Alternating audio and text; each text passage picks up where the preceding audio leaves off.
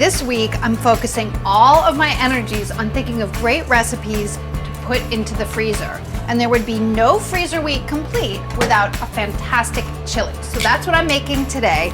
It's Texas red chili. It's an all beef chili. Nobody say bean because there's not one bean in sight in this chili. Don't offend the Texans that way. Season 3 pounds of beef chuck with salt. Heat your oil, large Dutch oven, and then you want to brown your meat to build off flavor. You could skip this step if you really felt like you needed to, but I like to do it. And if I'm gonna go to the trouble of making a long cooked stew like this, I wanna make sure it's really delicious. But it would probably be excellent, even if you didn't. You wanna make sure that the meat is in a single layer and not too crowded in the pan.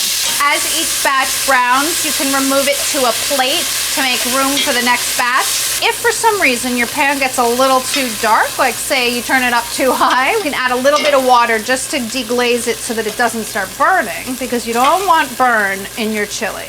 As these are browning, I'm gonna start cutting up my onions. I have 2 large onions here. They're really, really big, but this is a really big recipe of chili. They need to be diced. I don't like my onion really big for this, so I try to do a small dice or even close to a mince, but that's a lot. That's asking a lot. If you are a chop your onion in a food processor person, you could do that here if you'd like. I think these onions are really, really big, and I'm only gonna do 1.5 because I think this is gonna be like 3 cups of onion, which is a lot of onion. I also have 8 cloves of garlic that I already minced, and the aforementioned 2 chilies. That is plenty of onion, guys. Move it out of the way, and then cut up your chilies. 2 jalapenos. I'm gonna taste these. Let's see, guys. Is it super spicy or not super spicy? Oh, spicy. I'm gonna take the seeds out because I think for most people, all those seeds would make it way hot. And there's chili powder in this recipe too, which has a little bit of heat. Use your own judgment. So there are a couple of seeds in there, which is totally fine. Mince up your chilies. There we go. I think my meat is finally browned and all of my aromatics are ready to go. So from here on out, it's smooth sailing. Perfectly brown. Good timing, Sarah. Why, thank you, Sarah. Now I'm talking to myself, guys. It's all right. I'm okay. All righty. Add another tablespoon of oil. Add the onions, garlic, and chilies. I turn my heat down just a little bit. Sometimes it can get really hot and then your onions burn, which isn't great. Add the garlic, and then saute everything until it's translucent. Should take about 5 minutes. I did turn the heat down, but I feel like I can turn it back up now that everything's in the pot. I only get a little worried in that transitional period between taking the meat out and putting the onions in. It's a short period, but the bottom of your pot can burn in that time.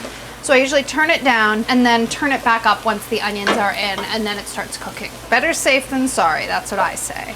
The onions are translucent, so I'm gonna add my spices. I have 2.5 teaspoons of ground cumin.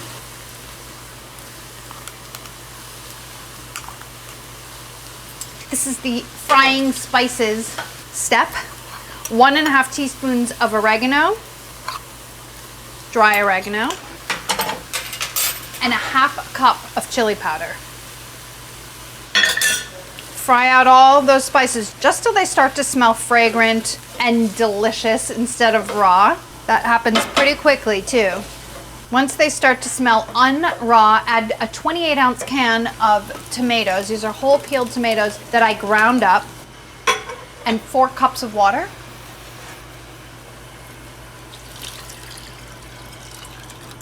And then another 1/2 teaspoon of salt. I've already added 2.5 teaspoons of salt when I was browning my meat, so it's just a little bit more salt to the mixture. Then add the beef. Don't splash yourself while you're adding the beef back, including all the juices.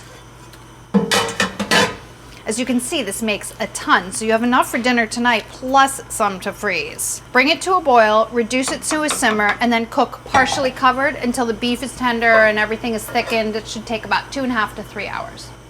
When the chili is done cooking, there's one more thing to do. You have to season it with a little bit of white vinegar. We do this because basically vinegar, like lemon juice, brightens the flavor of so many things, and especially long-cooked stews like chili. It's really fantastic. Highly recommended, and just brightens everything up. You get a great combination of deep, savory flavors and brightness from the vinegar. That was delicious. Now you can serve yourself up a bowl and garnish it up however you like. Of course, I'm gonna put cheese on mine because it's my fave, and I want cheese on everything. A little bit of Fritos, and some lime for additional brightness. You want a little avocado? Why not? Some cilantro? I say yes. So delicious. Satisfying, spicy, perfect for a cold evening. Make some, eat it tonight for dinner, and put some in your freezer for next time you get a hankering for something spicy, and you'll have it on hand.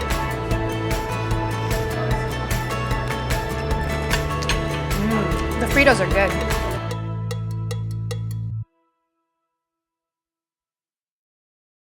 Hi guys, thanks for watching this video.